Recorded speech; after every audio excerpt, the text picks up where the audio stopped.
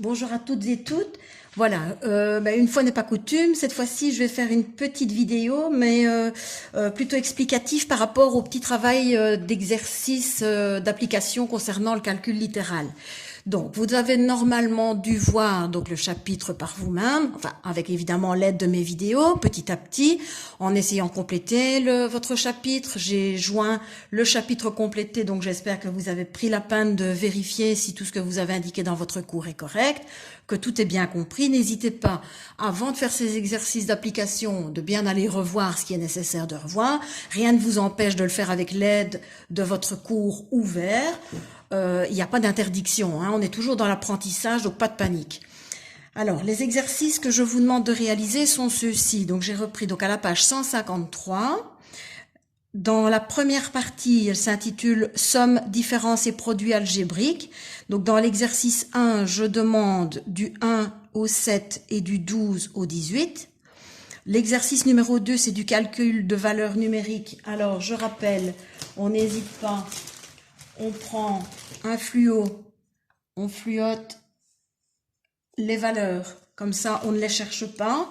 Deuxième petit conseil, et ça de toute façon je le rappellerai juste après, on n'hésite pas à entourer de parenthèses les valeurs négatives. Je demande d'effectuer les séries 2 et 4.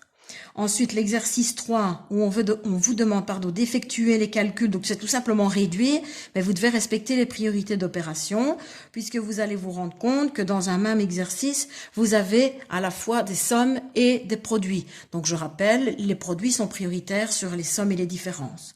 La deuxième partie de la feuille s'intitule expression littérale, et donc là vous avez deux exercices contraires. L'exercice 1, ce sont des expressions en français que vous devez traduire par une expression littérale. Et l'exercice 2, c'est le contraire, on vous donne une expression littérale que vous devez traduire en français. Alors, pour que ce soit donc plus facile, j'ai rappelé, et de toute façon ce document va figurer dans les documents relatifs au cours, je vais l'ajouter tout de suite juste après. Comment, donc premièrement, concernant la première partie d'exercice, comment réduire une somme ou une différence, bien sûr, et un produit algébrique. Si c'est une somme ou une différence algébrique, attention, on ne peut réduire qu'à condition d'avoir des termes semblables. Exemple, A plus B, je ne sais rien faire. A plus B plus 2A. Là, j'ai deux termes semblables. Je n'hésite pas à ajouter le coefficient 1 qui est sous-entendu devant le A. J'ai donc 1A plus 2A qui me donne 3A plus le B. 3A plus B, je ne sais plus réduire, mais là, je ne passe pas mon temps à écrire égal barre oblique. J'écris égal barre oblique quand, dès le départ, je ne sais rien faire. Si j'ai su réduire et qu'après, je ne sais plus réduire, je m'arrête là, tout simplement.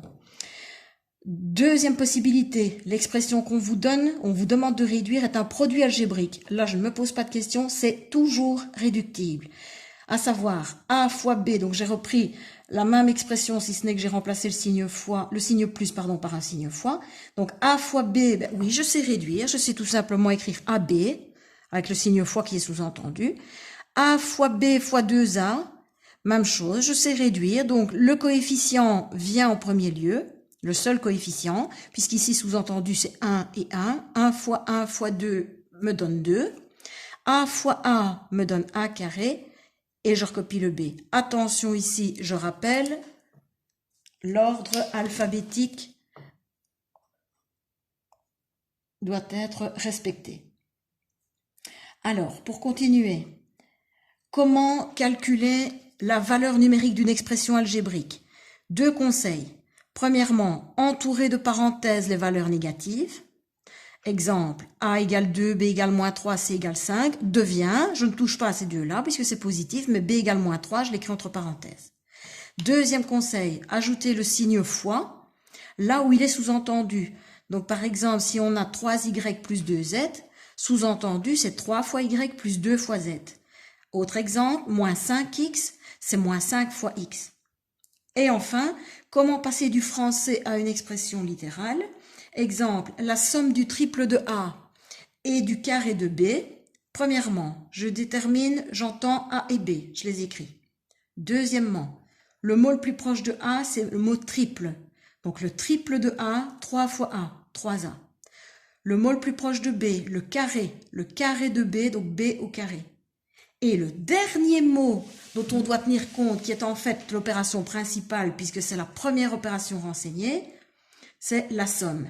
La somme, donc plus. Et vous devez faire exactement de la même façon pour les 2 exercices en bas de page. Voilà. Alors, donc, je reprends. Bien faire attention, dans la première colonne, les 7 premiers sont des sommes algébriques. Dans la deuxième colonne, vous avez des produits algébriques. Ici, donc, bien fluoter les valeurs, bien rajouter les parenthèses pour les valeurs de x et de z, et ne pas oublier de rajouter les signes fois là où ils sont sous-entendus. Ici, n'hésitez pas à souligner ce qui est prioritaire, à savoir, dans le premier, je sais que les produits sont prioritaires sur les sommes, donc je vais devoir d'abord réduire x fois y, qui devient xy, 2x fois 2y, 2 fois 2, 4, x fois y, xy.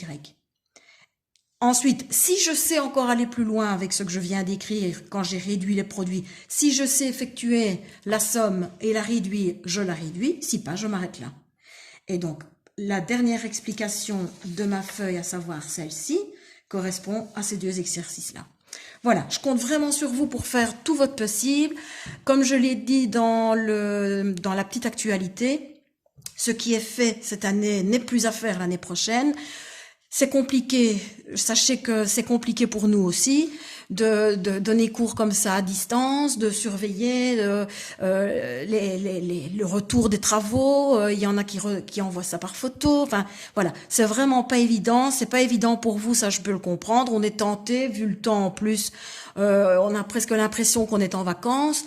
Mais tenez le coup, faites votre possible, accrochez-vous et encore une fois, tout ce qui est acquis cette année-ci ne doit plus l'être l'année prochaine et vous en serez tout à fait satisfait l'année prochaine, croyez-moi.